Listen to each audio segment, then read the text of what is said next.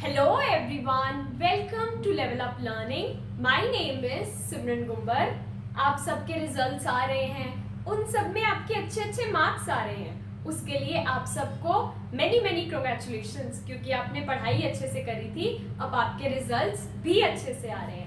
तो अब जैसे ही तुम लोगों के मार्क्स आने स्टार्ट हुए ना, तो तुम्हारी एक बहुत बड़ी कंफ्यूजन स्टार्ट हो गई कि मैम असाइनमेंट में इतने मार्क्स आए हैं, थ्योरी में इतने मार्क्स आए हैं, तो जब हम अपनी परसेंटेज कैलकुलेट करेंगे तो कितनी परसेंटेज बनेगी, कैसे परसेंटेज बनेगी, या प्रोजेक्ट में जो मार्क्स आए हैं वो किस हिसाब से आए हैं. तो फिर आ गए हम आपकी कंफ्यूजन को दूर करने, है ना. सिमरन मैम का क्या मानना है कि कोई भी बच्चे की ना कंफ्यूजन रहनी नहीं चाहिए. तुम लोग बताते हो ये कंफ्यूजन है, इस चीज में हेल्प चाहिए, अगले दिन हमारी वीडियो आपके सामने आ जाती है. तो आज की इस वीडियो में हम डिस्कस करेंगे how to calculate DECE percentage, या अपनी एंटिटी की परसेंटेज. अब आप क्या करते हो, आप अपना ग्रेड कार्ड देखते हो, उसमें देखते हो असाइनमेंट में ये नंबर है, थ्योरी में ये नंबर है, तो आपको समझ नहीं आता जब आपकी फाइनल मार्कशीट आएगी तो वो कैसे कन्वर्ट होके आएंगे मार्क्स. तो आपकी ये कंफ्यूजन को इजी तरीके से सॉल्व करने के लिए मैं लेकर आई हूँ एक एग्जांपल. आप स्क्रीन पर एक ग्रेड कार्ड की पिक्चर देख सकते हो. ये एक बच्चे के ग्रेड कार्ड की पिक्चर है जिसपे आपको शो हो रहा है कि असाइनमेंट में इतने मार्क्स हैं, थ्योरी में इतने मार्क्स हैं, प्रोजेक्ट में इतने इतने मार्क्स हैं. आप सबके जैसे जैसे मार्क्स आ रहे हैं, आप लोगों के भी ऐसे ही मार्क्स होंगे. अब आपको ये जो स्क्रीन पर पिक्चर दिख रही है, मैं आपको इसका डिटेल्ड वर्जन समझाने वाली हूँ कि कौन सा मार्क्स कितने में से कैसे कन्वर्ट होके आपकी परसेंटेज कैसे बनेगी. और कुछ बच्चों को ये कंफ्यूजन है, मैम सब्जेक्ट DEC 1 के मार्क्स आ गए, 2 के तो आए नहीं, 3 के तो आए नहीं. कोई बात नहीं, थोड़ा थोड़ा वेट करो, धीरे धीरे ना तुम लोगों के मार्क्स अपडेट हो रहे हैं, तो धीरे धीरे वो मार्क्स आ जाएंगे. तो सबसे पहले जिन बच्चों का चारों सब्जेक्ट के आगे ग्रेड कार्ड में कंप्लीटेड लिखा आ गया, मतलब असाइनमेंट के भी मार्क्स लग गए और जो थ्योरी का पेपर दिया था उसके भी मार्क्स लग गए, प्रोजेक्ट में भी पास हैं, तो और जो सबके आगे उनका कंप्लीटेड लिखा आ गया है, कांग्रेचुलेशंस, तुम्हारा डिप्लोमा कंप्लीट हो गया है. थोड़े दिन तक तुम्हारी मार्कशीट तुम्हारे घर पर आ जाएगी.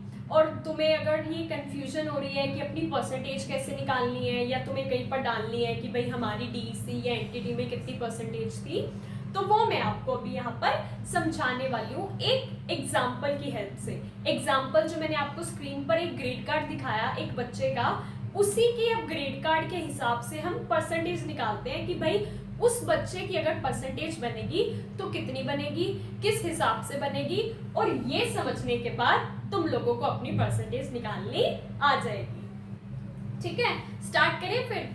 ऐसे देख के वैसे तो थोड़ा कंफ्यूजन वाला काम लग रहा होगा, क्योंकि मैथ्स की डिजिट्स तो वैसे ही कंफ्यूज कर देती हैं, लेकिन कोई बात नहीं, हमने बिल्कुल सिंप्लीफाई करके आपके सामने लाया है. जब तुम्हारी सिमरन मैम पढ़ाना स्टार्ट करेंगी या समझाना स्टार्ट करेंगी, 2 मिनट में तुम्हारी परसेंटेज तुम्हें समझ आ जाएगी. ठीक है, स्टार्ट करते हैं. सबसे पहले ये एक एग्जाम्पल है जो मैंने तुम्हें एक ग्रेड कार्ड दिखाया एक बच्चे का, उसको मैं एज अ एग्जाम्पल लेकर तुम्हें समझाने वाली हूँ. तो जब आप ग्रेड कार्ड में देखते हो, सबसे पहले आपको DEC 1 के आगे क्या दिखा होगा, असाइनमेंट के नीचे कुछ मार्क्स दिख रहे होंगे और थ्योरी के नीचे कुछ मार्क्स दिख रहे होंगे. आपको ये बात पता होनी चाहिए कि असाइनमेंट की कितनी परसेंटेज होती है, 30%. मतलब आपके जितने भी मार्क्स उसमें आए हैं उसका 30% आपको जो मार्क्स लगेंगे उसमें लगेगा. और जो टर्म एंड थ्योरी, आपने जो थ्योरी का पेपर दिया है उसके 70% मार्क्स लगेंगे. किस हिसाब से, अब देखो, मान लो एक बच्चा है, उसके DEC 1 में मार्क्स आए, असाइनमेंट में 77. अब 77 मार्क्स आए, तो अब हमें क्या करना है, 77 का 30% लेना है. ये हमने इसका 30% ले लिया. अब इस 30% के यहाँ पर इसको सॉल्व करोगे तो हमारे पास आंसर आ जाता है 23.1. पॉइंट के बाद फिगर 5 से नीचे है तो हम पहले वाली फिगर लेंगे, इसलिए हमने यहाँ पर ले लिया 23. मतलब इस बच्चे के 30 में से 23 मार्क्स लगेंगे. ठीक है, 30% लेना आता है ना, जैसे 77 का लेना था तो मैंने 77 इंटू 30 अपॉन 100 कर दिया. 100 यहाँ से 0 कट जाएगी, उसको मल्टीप्लाई करके डिवाइड करके जो भी आंसर आएगा आप वैसे निकाल सकते हो. ठीक है, तो यहाँ पर आ जाएगी. अगर मैं यहाँ पर कैलकुलेशन करने लगती तो वीडियो बहुत ज़्यादा लंबी हो जाती, इसलिए मैंने पहले कैलकुलेशंस करके रखी है. मेरा मेन पॉइंट है आपको समझाना कि परसेंटेज कैसे निकलेगी. ठीक है, यहाँ पर ये हम हटा देते हैं क्योंकि हमारा बहुत नीट एंड क्लीन सा बोर्ड है। यहाँ पर 23.1 आया था, विच मीन्स बच्चे को मिल गए 23 मार्क्स। अब यहाँ पर थ्योरी में उसके मार्क्स आए थे 60 का हमने 70% ले लिया। जब हमने 70% लिया तो ये निकल कर आए 42 मार्क्स। अब उसके टोटल मार्क्स DC1 में कितने आए, यहाँ पे 23, यहाँ 42 को प्लस करके हमारे मार्क्स आ गए 65। बच्चे के टोटल DC1 में आए 65 मार्क्स, सॉरी यहाँ पर आए 65 मार्क्स। उसके बाद DECE2 में असाइनमेंट में उसको मिले थे 80 मार्क्स, 80 का हमने 30% निकाल लिया। 30% निकाला तो यहाँ पर आगे 24 मार्क्स उसको मिल गए। In the same way theory में उसके आए थे 59 मार्क्स, 59 मार्क्स का हमने 70% निकाला, ये आ गया 41.3। पॉइंट के बाद वाला जो डिजिट है वो 5 से नीचे है तो हम पहले वाली फिगर लेंगे, हम 41 लेंगे। यहाँ पर 24 प्लस 41 हमारे आ गए 65। इस सब्जेक्ट में भी उसके 65 आ गए। DC3 में असाइनमेंट में मिले उसको 80 मार्क्स का 30% 24 आ गया। 76 मार्क्स मिले उसको थ्योरी में, ये वाला पेपर अच्छा गया होगा। 76 का 70% लिया, आगे 53.2 डिजिट के बाद वाली फिगर 5 से नीचे है, हमने क्या करा 53 ले लिए। अब इसके टोटल मार्क्स कितने आए 24 असाइनमेंट के, थ्योरी के 53, टोटल मार्क्स आ गए 77। अब ये तीनों हो गए DC1, 2, 3, इन तीनों का बता दिया। अब चलते हैं DC4 की तरफ, आपका प्रोजेक्ट वर्क। अब आपका जो प्रोजेक्ट वर्क है, आपको जब उसके मार्क्स दिख रहे होंगे तो आपको 2 कॉलम्स में मार्क्स दिख रहे होंगे, लैब 1, लैब 2। तो अब आप जब अपनी परसेंटेज कैलकुलेट करोगे तो लैब 1 में जितने मार्क्स हैं उसको आपको देना है 70%। मतलब मान लो जैसे मैंने आपको जो एग्जांपल दिखाया उसमें बच्चे के लैब 1 में है 77 मार्क्स। अब 77 मार्क्स का हमने 70% ले लिया, 70% लिया तो ये आ गया 53.9। अब पॉइंट के बाद वाली डिजिट 5 से ज्यादा है तो हम क्या करेंगे 53 की जगह उसको 54 कर देंगे, ठीक है। लैब 2, अब लैब 2 को हमें कितनी परसेंटेज देनी है 30% देनी है। 30% देनी है तो जब मान लो जो हमने एग्जांपल लिया उसमें बच्चे के हैं 67 मार्क्स। अब 67 मार्क्स हैं, हमने उसका 30% ले लिया। हमने यहाँ पर 30% लिया तो यहाँ पर आ गया 20.1। अब ये जो डिजिट पॉइंट के बाद है 5 से कम है, हमने इसको 20 कर दिया।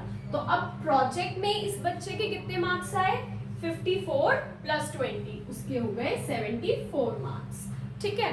अब क्या है, बच्चों को बहुत ज़्यादा कंफ्यूजन है, मैम असाइनमेंट में पासिंग मार्क्स कितने हैं, मैम प्रोजेक्ट में पासिंग मार्क्स कितने हैं, मैम थ्योरी में पासिंग मार्क्स कितने हैं। चाहे आपका असाइनमेंट हो, चाहे आपका थ्योरी का पेपर हो, चाहे आपका प्रोजेक्ट हो, सब में पासिंग मार्क्स 35 मार्क्स हैं।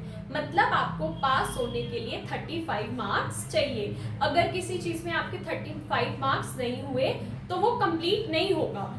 आप देखते हो ना कई बार किसी बच्चे के 20 नंबर है उसमें थ्योरी में, तो सामने क्या लिखा आ जाता है नॉट कंप्लीटेड लिखा आएगा क्योंकि बच्चा उसमें पास ही नहीं हुआ।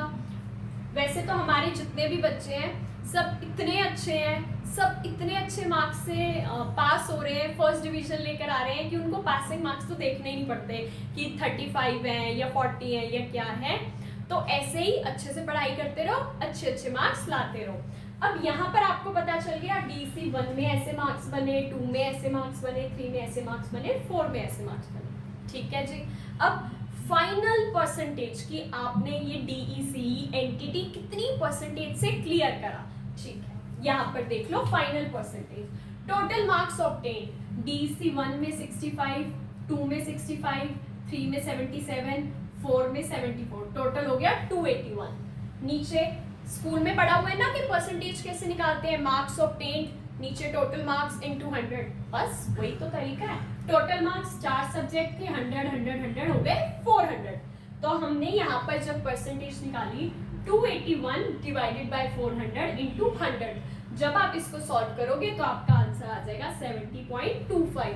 मतलब हमारे एग्जाम्पल में इस बच्चे की एंटिटी 70.25 परसेंटेज से कंप्लीट हुई है, which is a very good score. मतलब होता है ना जब बच्चा अच्छे नंबर लेकर आता है तो उसको अलग ही मोटिवेशन मिलती है। तो देखो 70.25 बहुत अच्छे हैं।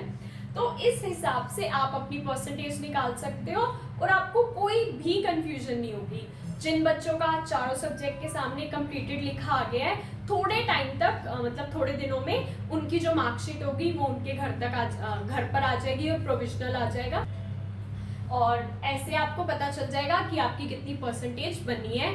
और जो तुम लोगों को इतनी कंफ्यूजन हो रही है कि मैम लैब 1 का कितनी परसेंटेज है, लैब 2 की कितनी परसेंटेज है, असाइनमेंट की कितनी परसेंटेज आएगी ऐड होकर, वो सब आई होप इस वीडियो से क्लियर हो गई होगी। Thank you very much for watching. Video को लाइक कर देना, नीचे कमेंट करके बता देना क्या ये वीडियो हेल्पफुल रही, और अगर कोई और डाउट भी है तो वो भी नीचे कमेंट करके बता देना। मैं कोशिश करूंगी उसे जल्दी से जल्दी तुम्हारे डाउट को सॉल्व करने की वीडियो बनाकर, और अपने फ्रेंड्स के साथ इस वीडियो को जरूर शेयर कर देना। Thank you very much.